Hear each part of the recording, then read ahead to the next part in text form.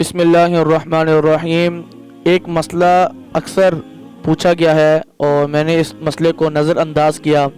لیکن اب یہ مسئلہ دوبارہ میرے پاس آیا تو میں نے کہا کہ یہ مسئلہ میں اس مسئلے کو کھل کر بیان کروں اور ہمارے جتنے بھی سامعین ہیں جو سنتے ہیں دیکھتے ہیں ان کو بھی پتہ چل جائے اس مسئلے کے بارے میں۔ یہ مسئلہ زیادہ تر خواتین اور مرد حضرات میں پایا جاتا ہے۔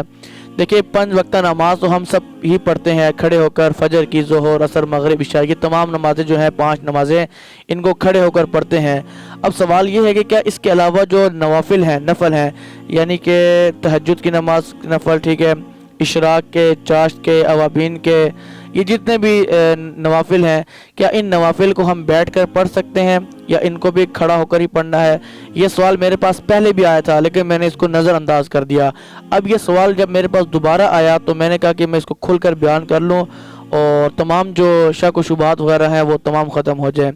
تو دیکھیں، 5 وقتہ نماز تو مرد حضرات بھی جانتے ہیں کہ اس کو باجماعت امام کے ساتھ جو ہے کھڑے ہو کر ادا ہی کیے جاتے ہیں، لیکن جو نوافل ہیں، نوافل کی آپ کو بیٹھ کے پڑھنے کی اجازت تو ہے، لیکن کھڑے ہو کر نفل پڑھنے کا جتنا ثواب اللہ تبارک و تعالی دیتے ہیں، بیٹھ کر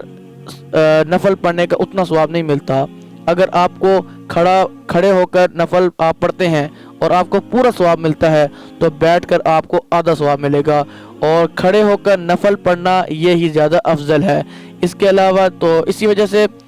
جب بھی آپ نفل پڑھیں تو کوشش یہ کریں کہ آپ کھڑے ہو کر ہی نفل پڑھیں، بیٹھ کر نہ پڑھیں۔ ہاں، اگر کوئی عذر ہے تو یہ تو کہیں بھی لکھا نہیں کہ آپ نے بیٹھ کر نماز نہیں پڑھنی، بیٹھ کر نفل نہیں پڑھنے، بیٹھ کر نفل پڑھنے کی اجازت ہے۔ تو اگر آپ ہٹے کٹے ہیں، آپ کے اندر اتنی قوت ہے، اتنی جان ہے کہ آپ بیمار بھی نہیں ہیں، کھڑے ہو کر پڑھ سکتے ہیں،